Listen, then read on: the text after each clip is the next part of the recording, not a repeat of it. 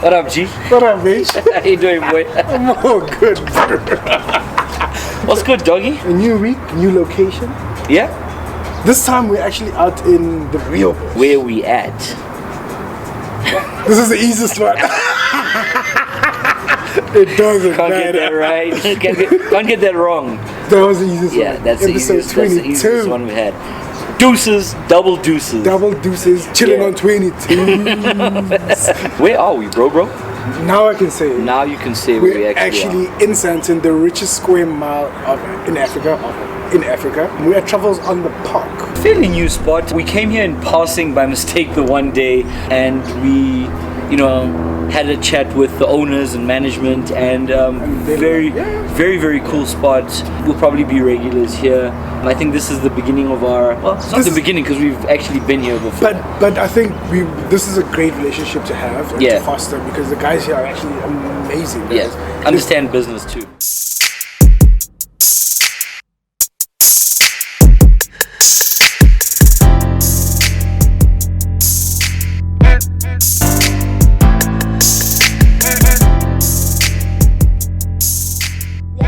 Wines. So I want to tell you this video. Okay, now we don't eat the pap, we eat meat and the rice. I like wines. I'm the girl. Okay? I'm the girl. I'm on the wines today. I like the wines. Cheers, bro. Cheers. So, I like the wines. so after I drank wine on the episode, Gabriel's trying to become cultured on the park. Where are we? Truffles? Is it Truffles on the park or Truffles on park? Truffles on the park. Because it is literally On the park. on the park. And what's the name of the park? Mushroom. It's called Mushroom Park. So It makes sense to have that name. Yeah. You thought about it. yeah, look, it was a well thought about name. It was a great play on words. I think, truffle, Park. truffles on the park, and it's Mushroom Park. Kudos to them in getting that right. Other than that, I think a really dope establishment. It's a winter afternoon today. It's not so chilly out here. They do have some heaters out here. They got some drinks that'll keep you warm as well. Guys, you have to come in. Yeah, I think this spot's gonna be definitely a jump for the summer. I think this patio is too small for the summer, bro. Yeah, but I think this is going to be one of those places to be. Yeah. 2019 summer, 2019 spring, definitely. Truffles on the park, come through, come check it out. We're going to have some food today, so we're going to sample some of the stuff. We're going to have to chill for a while because Sandton traffic starts at 1 and ends at knockoff time. Yeah. That's lunchtime traffic, bro. Yeah, so lunchtime Sandton traffic ends after peak. Yeah. So we're going to chill here for a while. So what are you drinking? You drinking a red? You've never really been a wine person. Why the decision for wine, bro? I think it boils down to quite a lot of things. First of all, I was watching a Keen Amatoso documentary on wine. It's called The Color of Wine. Yeah. And how the black people have been, like, how they got into wine in the first place. Okay. And the actual perceptions behind people having wine. I'm like, that sounds very interesting. Yeah. Also, I've been hanging around with quite a few people who drink wine. They'd be like, why don't you try something? Why don't you try a little bit of wine? Why don't you give it a shot? Yeah. And also, Excuse the pun. and also, I want to just try something new. It's winter, so let me start with the reds, and when summer and spring come, I'll try the whites and take it from there. Dude. And rosés in between. I'm not sure about the rosé yet. Eh? People love it, but I'll check. I like. Right now, I'm having a Cab Sav, a Cabernet Sauvignon, and it's really going down well. Okay. But I'll try the Pinotage and the Merlots, and then see how it goes from there, bro. It's interesting. Wine is an interesting drink. They talk about it being like the cultured, The sophisticated cultured drink. shit, man. You drink it because you want to. It's just choice at the It's end just of the choice. day. Yeah. I mean, you can't because say- there's Papsak, there's Autumn Harvest. Bro, How cultured is Autumn Harvest? it's the end of the culture. It's also the end of the grapes. That's luxury culture. Yeah, it is. It's literally the tail end of the grapes. That's It is how they make it. It is the remnants of whatever's left of the great wines. They just put it all together. Yeah. And there you go. Yeah. That they are conquered. And then my colored people and black people out there, and white people, in fact, everybody. Everybody. See everybody going The to the old Dursveen.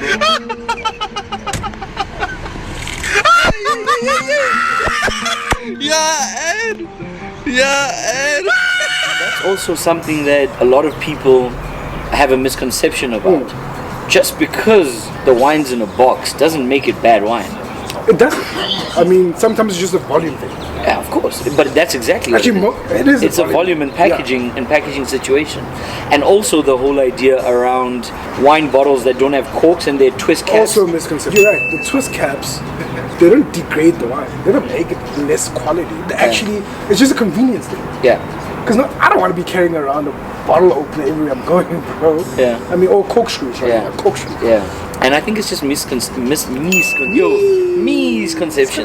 I think it's just misconceptions around, you know, what people have kind of brought to you and what people have said and how we've grown up and all of that.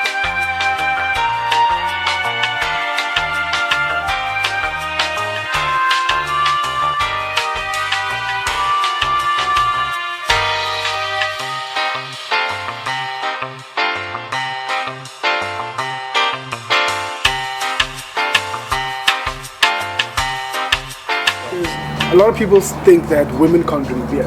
And I think, look, I mean, I don't want to see my woman carrying good dog. Why not? Why not? You see, Good. that's where it starts. But dumb beer, I'm cool. No, but why? Ngutu is also just about packaging. It's about smart buying. But isn't it? You see, you're starting your own misconceptions now already. We're trying to break misconceptions, and you just like bringing them back into the picture. Like drinking your own good like this. That's fine. All right. What's wrong? If you can do it, and we do. I don't. Okay, I do. See, that's what I don't. So you what? If you have ngutus, you pour it into a glass. Yeah. I pour it into a beer glass. You're so white. Wow. I'll pour it into a beer glass, bro. I can't drink. I can't. You see, but that's just proof that you didn't grow up in the hood.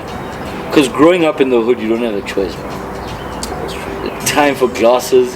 When you're chilling outside the bottle store at the park. And just pack. Yeah, you open the quart and you drink it. You see? Okay, fine. Yeah. You see? But that's my upbringing. I think the beer and the women thing is more about the beer belly thing. And the health as well. Well, beer belly. Beer is healthy. Isn't it like 14 loaves of bread? That's what it said. Yeah. That wasn't me. Another stupid misconception. So it's high in carbohydrates. Yes. But not to the extent of 14 loaves of bread or even a loaf of bread. I mean, that's ridiculous. If you actually had that, you know, why would it be on that level? No, that's true. There's proof that shows the relation between drinking beer and a beer belly. It is. It does add to that. That's probably, but also in the same breath, the ciders have a lot more sugar than what beer Even wines have sugar, dude. Exactly. Everything has sugar. It's a level. It's a level. It's also how much you drink. So, which is something that I wanted to talk about as well. Yeah. Is that Joe Mzansi? Bruh. You guys drink, man. You guys drink. There was actually stats that were released around that. Our markets are some of the biggest drinking markets in the world. I think we are the one. In the world, well, for certain things. I would say we're in the top 5 for a lot of things. Yeah, I would put my definitely agree there. My neck on I know that we're definitely up there for Jameson. I know that we're the biggest market in the world. Whiskey in this country for Jameson. And not only are we exporters of wine, but bringing in wine. Yeah. And bringing champagne. Yeah, but also think about the second biggest brewery by volume in the world was SAB before the amalgamation. The amalgamation and the takeover. It got me thinking, and there's a few other things that happened around that got me thinking around the whole drinking thing, Joe. Like, when is enough, Joe? Enough is enough! I have had it! There's a school of thought where people want to drink till they're passed out, bro. Like, lights out, drink, or you throw up. Yeah. So it's either one of those two. Yeah. Okay, so here's a stat that came out. Based on WHO capita alcohol consumption data, South Africa was ranked 30th of 195 countries. Wow. The country scores higher when it comes to average alcohol consumption amongst those who drink. It ranked 11th highest, with drinkers consuming 21.7 liters each. How much? But that's a good question. When is enough enough? Is enough where you've had 2 glasses of wine and you're like, I'm cool? Yeah. Is enough where you've had 3 bottles of wine and you passed out on the couch and you don't know what happened the last 3 hours of your life? Yeah. Where do you draw the line? Exactly. But also, alcohol is one of those that can also be a slow killer. Extreme. In the sense that, you may think that, drinking every day is not necessarily a bad thing, but it's also the levels that you drink. And also you must remember your body gets used to... You get alcohol tolerance. Yeah, exactly. Alcohol tolerance builds. It's like when we first started drinking and we were in, high school. I started drinking in high school. Back in the day when we were drinking, your ciders, Crown, Esprit, Crossbow. When Crossbow was still Crossbow. Yeah. As you build that tolerance to the alcohol, it can actually then start doing damage to your body. And forget damage to your body, bro. I know I put kind of a pledge out there to stop the drinking and driving thing. Definitely. And things like Uber, things like Taxify There's so many services, dude. have made take me home, Goodfellas, drive me home. All of those things have made that a lot easier. Yeah. So you have no excuse to be drinking and driving Zero. anymore. Because you want to. Yeah. You're doing it because you want to. Exactly. Yeah. I took that pledge to say, I don't want to drink and drive. This is not who I am. Even when we do family events and stuff like that, I won't drink, especially with kids and the family in the car. We also tend to binge drink when you're partying and you're out and you're drinking 14 Long Islands and shooters in between. And there's beer involved and just... And for a period of 10 to 12 hours. Yeah. And then you decide you're going to get into a car and drive home. But not only that, then you do that over 3 days in the weekend. Exactly. Now you're drinking 10 to 12 hours, 36 hours of drinking. Yeah. So pretty much the filter that's in your body, which is the liver and the kidneys and basically everything that... They start to degrade. They start to degrade. So when is enough, dude? I recently was changing my policy. I remember having a chat to the nurse when they do like the short medical report. Yeah. And they ask you, so how much do you drink in a week? And in my head I was like, do I lie? But also, how do you gauge that when you binge drinking? No, you see, that's the other thing. Yeah. So I guess you must be able to average it out and see, where you lie. Do you lie in that like super extreme? And I think the last time we had a chat with the nurse, she said that you could be the person who drinks, I think, 12 units of alcohol a day and still not be deemed an alcoholic. That's 12 units. That is a lot. That's 12 beers. Yeah, technically. Or 12 glasses of wine. Yeah, was it 6 or was it 12? Maybe, it could be 6, but 12 is a lot, bro. No, but it was a high number. I remember being shocked, thinking, dude, okay, I'm nowhere close to that. But you must remember the way we drink also, you can still get to that very quickly on the weekend. That's what I'm saying. When you take a shooter, when you drink a cocktail. A cocktail's got 5 units. A Long Island. That's already like 4 or 5 units That's 5 units. of A Long liquor. Island is 5 units of liquor. Yeah. Guys. So how much are you drinking? And what effect is it having on your body? I enjoy social drinking. Yeah. And I enjoy a drink every day. When with my supper, or when I'm just chilling, or when I'm working, a glass of wine, a gin, a whiskey, or whatever. Just or one beer. or something like that. I really do enjoy that because for me it's, I don't know, I've just kind of grown to enjoy the socialness of alcohol. But then you start asking yourself, when is it too much? And normally every year I go on a break. Yeah. So I detox my body. It's crazy you say that. I've been thinking about that a lot. Yeah. About obviously toning down hectically. Yeah. Because I've seen there were some days and nights, man, we go in, bro. Yeah. And I'm like, I don't want to live that. I'd rather have a glass of wine or 2. Yeah. And chill and watch a movie. The other side of it is that drinking is expensive. Fuck. Fuck. It's not some papsak situation every day. Because even when you're drinking papsak or duurstwijn, but also you have standards. You're going to be drinking. How much of it are you drinking? So it becomes an expensive habit. Like if you have to go back and try and calculate what you've spent on average on alcohol in the year, let's not even go far. In a year, do 1 year. Do 1 year. Yeah, it's stupid. Yeah. You could have invested in a lot of shit, man. Investments, property. You could have bought a better car. You could have been paying into something, bro. Yeah, easily. You could have gone on a holiday, actually. Yeah. Pay your child support. Pap geld. Shadrach Ratswai. Manyambaba and he can't pay public because I'm a shangana lawyer because watch I've just made a pledge to myself to drink a lot less. Yeah. But also drink. Are you worried? I get worried. I think it's getting into my old age. When you, I think it's great. Bro. I think it's great. When you make better decisions for yourself, it's not necessarily I'm worried about my health. Yeah. It's not that I'm worried that I'm becoming an alcoholic. Yeah. It's just I want to take better care of myself. Okay. And that means for me taking and toning down a lot of things in my life. Or having more control over it. Having more control. Yeah. And saying I'll drink a glass of wine once a day for 3 months. Yeah. Instead of drinking and binge drinking for a weekend, every weekend. You see. So how are you going to control that?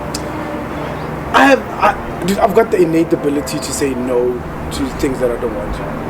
I can make up my mind. So you can control it to that extent. Yeah. So I don't have that ability. I'm like all or nothing, bro. And that's why I have to do the breaks where I stop. Yeah. Because I feel like if I do one glass or a day, it kind of doesn't always just stop there, you know. No, one glass will lead to a second, and then maybe a third, and then I'm saying, and then you pop over to my house while I'm on my second one, then the party just restarted. and then we're drinking, you know. So I rather just say, look, I'm not drinking now, and that's where I'm going. See, but I've got the valve mentality. I don't know if that makes sense. So I can switch on and off according to how I'm feeling. In the same night, even. Thank you. Yeah.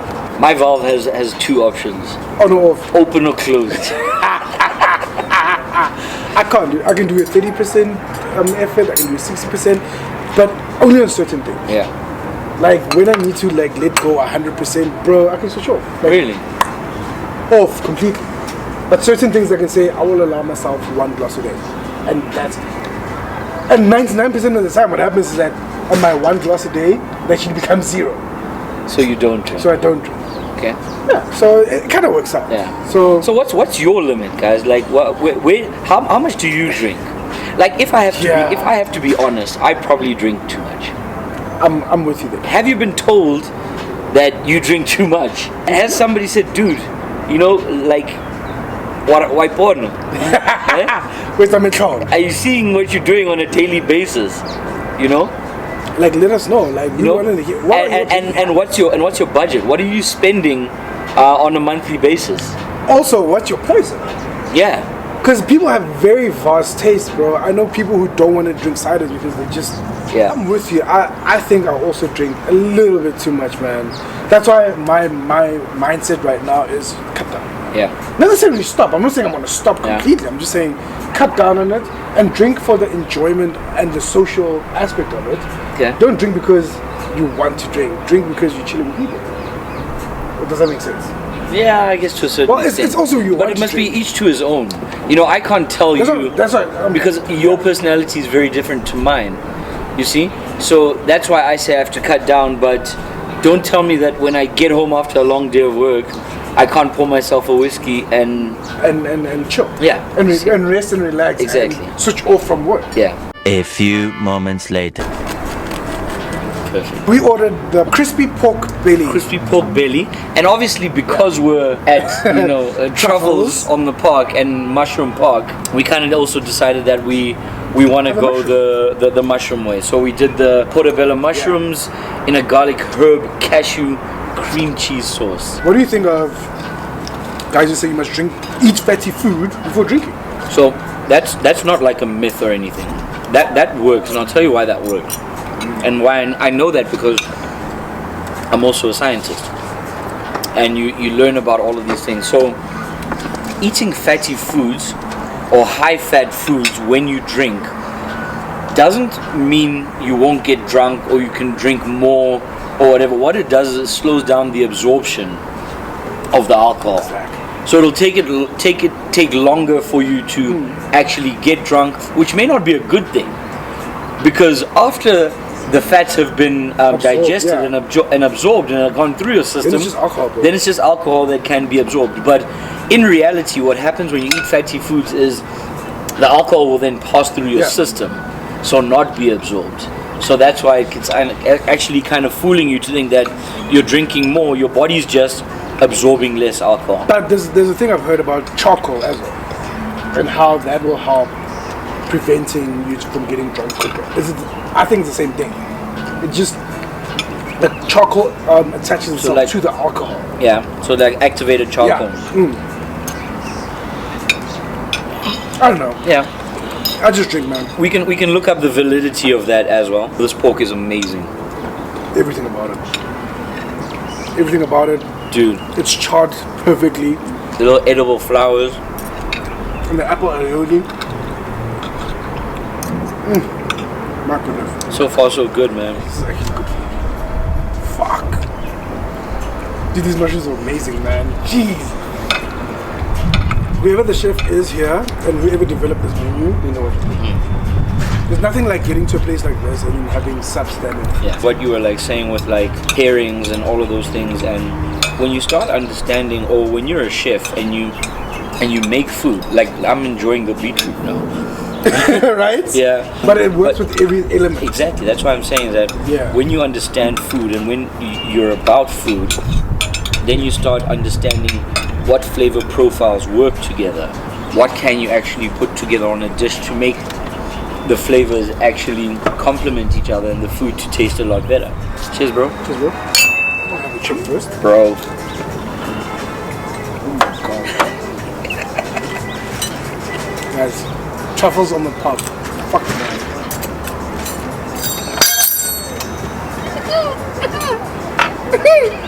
Wait. Come on. Lamb Oh! That was an actual food gasm. Wow.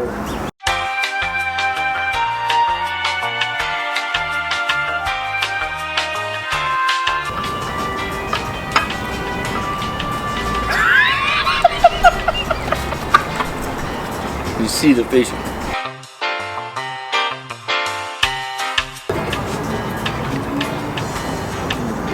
Boom.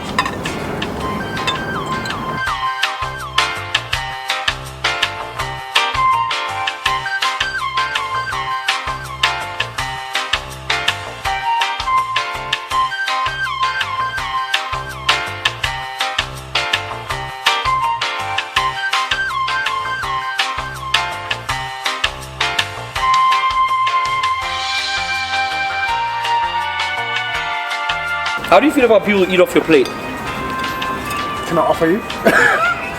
Can I offer you my plate? Huh? It depends. It also depends on who you are. Hold on, that was another try. Fuck.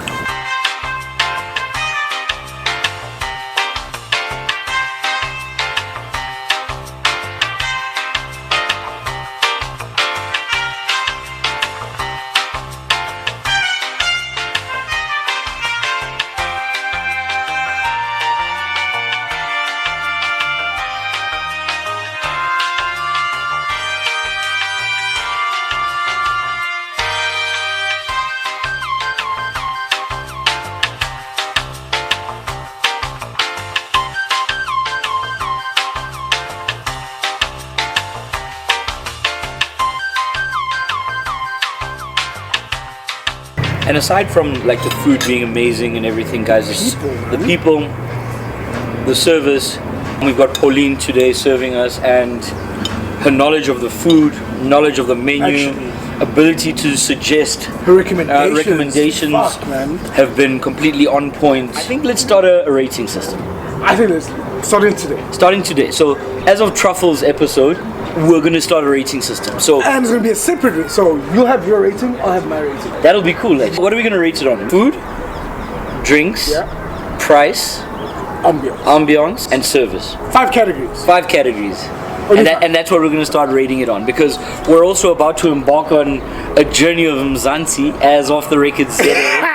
So are we dropping those bombs right now? Well, it's there. Okay, that's what we're gonna be doing. Yeah, so that's gonna be a part of how the show's gonna grow, and format's gonna change a little bit, but still us having our regular conversations about everything we do, everything we love. But you know, showing you a little bit more of the country, showing you a little bit more, and sharing businesses of people all across the country.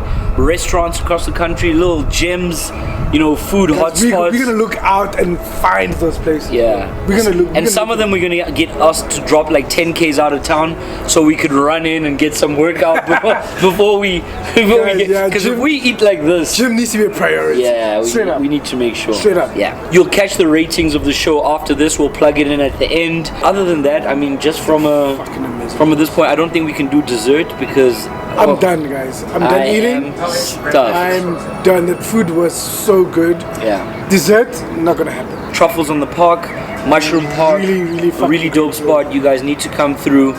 Great drinks, great food, great ambiance. Just come. What more do you want? Just come. Come and see it for yourself. Say hi to Carmen. Yeah. Tell her we sent you. Yeah, tell Carmen off the record sent you. Yeah. On that truffled bombshell. Double deuces. Peace out. 22. Episode 22. Off the record ZA. Yeah. Ready?